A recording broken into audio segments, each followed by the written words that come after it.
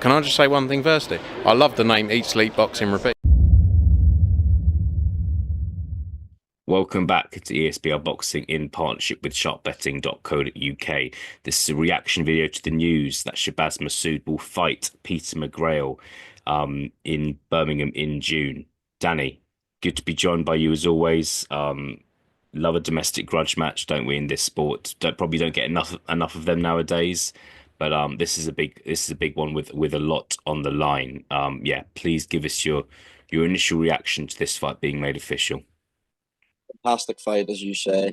Domestic matchup between two of the most skilled fighters this country's got, certainly at the lower weights and probably throughout all weights. It's a fight that in any other division would be fit for a world title, certainly a world title eliminator. Unfortunately, the super bantamweight division is ruled undisputedly, universally by NAOYA and INOUE'S. So I like what they're doing here. These are two lads who could easily sit and wait for belts to become vacant. It's a tough fight for both of them. It's a fight I don't think anyone can be hugely confident of the result. Maybe I'm wrong. Maybe the people are out there with a strong lean in this fight.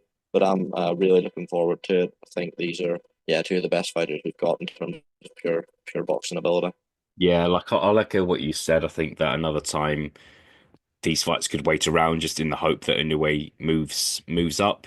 And they're not doing that, and I think that's the right thing to do. I think neither of these fighters are young fighters anymore. Peter Mcgrail is 28, Shabaz Masoud is 29. They're at a crucial period of their careers now where you want to see them in big fights, and they obviously want to earn some money as well. So it's nice to see, and at the same time, what I want in this fight is I don't want the loser to be kind of written off or to be kind of taken off TV shows. You want the loser to kind of be backed and to be back. That's kind of what should happen in this sport. You shouldn't be kind of punished for losing a fight against someone who's very good, which is what is going to happen here.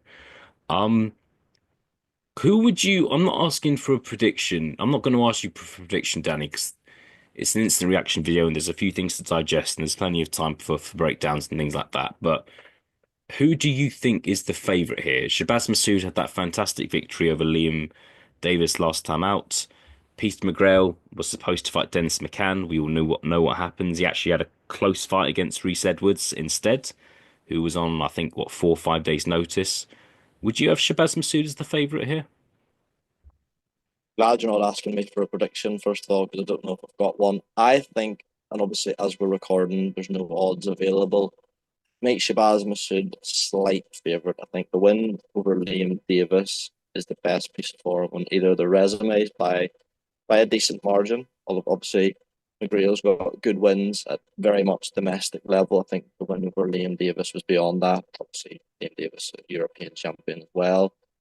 I think Masoud, although they're both matchroom fighters, of course, say in Birmingham, Masoud will have an advantage there.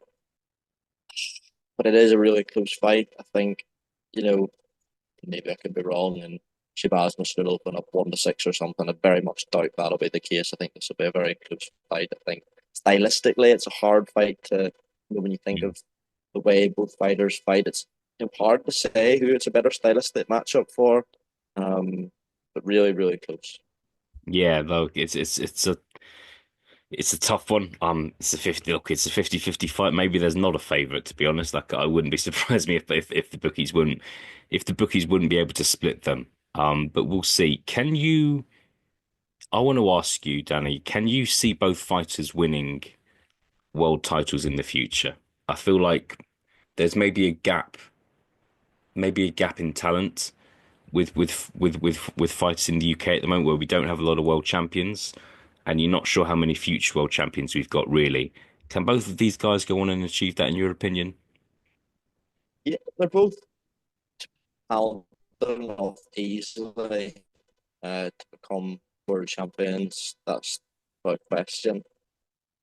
I feel bad saying what I'm about to say because we said, oh, it's great they're fighting each other. They can sit and wait for world title shots. But I think the loser, it does set you way back 100%. The one thing that would lean you towards yes is obviously it's not great now for them that all 4 world titles are held by one man. But when Inoue moves up to featherweight, if he does move up to featherweight, then that means all four titles come vacant, and there's more opportunities paved the way that way. I do think both can. Will they both? We're speculating years into the future, and boxing, you're almost wasting your time if you do that. But yeah, both fighters can. Both fighters are good enough to given the right opponent. Yeah, for sure. I think as things stand as well, Shabaz Masoud is ranked in the top 15, but in both the WBC and the IBF. Um, Worth noting that Inoue is obviously fighting where would have fought by the time this fight happens in May. We're obviously expecting him to win that fight. We're expecting him to fight Mcgrail in September, which is not an easy fight for him. But yeah, whether that'll be his last fight at super bantamweight, we don't know. But I think the rumors are that it could be. So maybe the winner of this fight even could be in a position to kind of to fight for a world title at the beginning of next year. But we'll see. Look, it's a fantastic fight. It's the sort of fight we just really want to see more of, kind of fighters putting a lot on the line. But we'll see. Danny, good to be joined by you as always. Looking forward to this one, and I'll speak to you again very, very soon. Pleasure, mate. Thank you.